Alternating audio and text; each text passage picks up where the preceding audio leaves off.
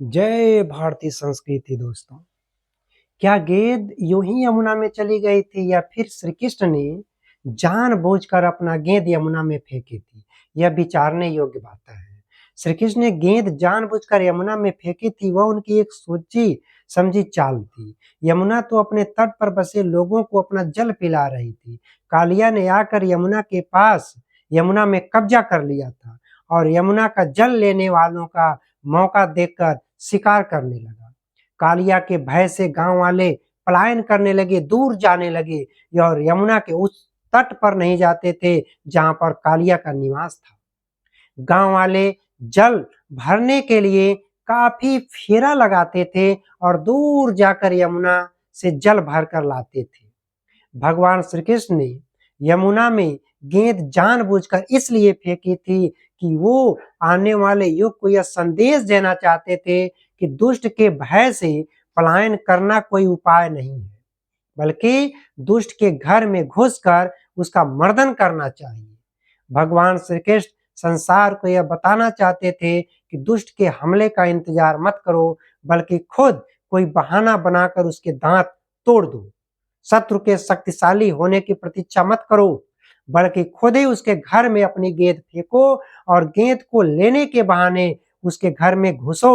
वो दुष्ट तुम पर हमला अवश्य करेगा और जब वो तुम पर हमला करे उस दुष्ट का मर्दन कर दो। और हाँ, यह भी याद रखो कि जब कालिया का मर्दन करने उसके घर में घुसो तो उसे चुपचाप खत्म मत कर दो, बल्कि बलराम, मनसुखा आदि को गांव वालों को बुलाने के लिए भी भेज दो, ताकि वो भी आकर देख ले कि जिस कालिया के डर से वो लोग पलायन कर रहे थे वो कालिया कितना कमजोर है। इधर श्री कृष्ण यमुना में कूदे और उधर बलराम भागे गांव की ओर। बलराम चिल्लाए, मैया, बाबा, काका, मामा, दादा, दौड़ो, कान्हा यमुना में कूद गया है। क्या आपको लगता है कि शेषावतार बलराम भय से चिल्ला रहे थे? नहीं, बलराम भय से नहीं चिल्ला रहे थे, बल्कि चाह रहे थे कि आज सारा गांव कालिया का मर्दन होते देख ले। सभी देख लें कि किसी दुष्ट से डरने की कोई आवश्यकता नहीं है, बल्कि दुष्ट को नाथ कर उसके सर पर सवार होने की जरूरत है। इधर हाहाकार करते गांव वाले यमुना के तट पर पहुंचे और उधर भगवान श्री कृष्ण ने कालिया को धर दबोचा। जब श्री कृष्ण ने कालिया का मर्दन यह कर रहे थे, उसका गर्दन मरोड़ दी, तब वह चिल्लाया, गिड़गिड़ाया, हमने तुम्हारा तो कुछ नहीं बिगाड़ा, फिर तुम मुझे क्यों मार रहे हो? इस पर भगवान श्री कृष्ण बोले कि मैं अपने ऊपर अत्याचार होने का इंतजार नहीं करता, मैं तो एक एक दुष्ट को ढूंढ ढूंढ कर खोज कर उसे दंड देने आया हूं। कालिया गिड़गिड़ाने लगा।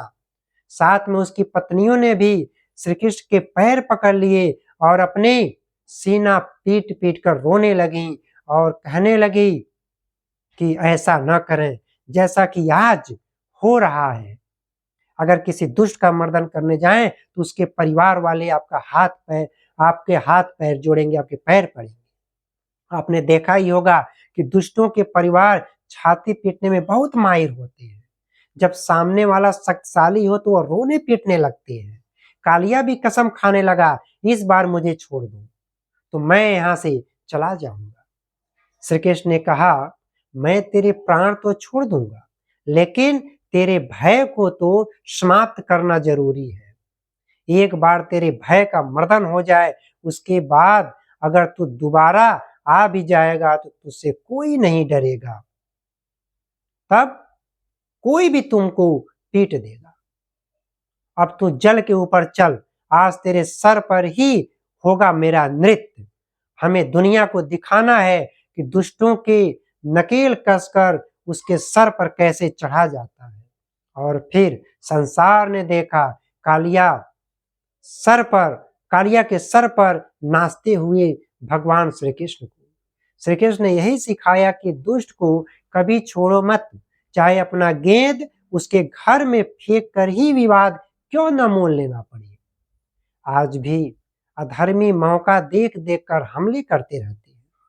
उनको समूल नष्ट करना होगा, तभी विश्व में शांति की स्थापना हो सकेगी। चाहे इसके लिए दुष्ट को क्यों ना मारना पीटना पड़े, या चाहे इसके लिए खुद ही अपनी गेंद दुष्ट के घर में क्यों न फेंकना पड़े।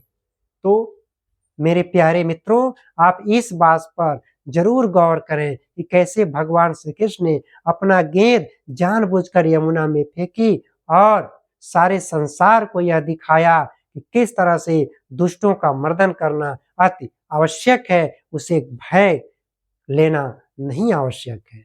जय श्री कृष्ण।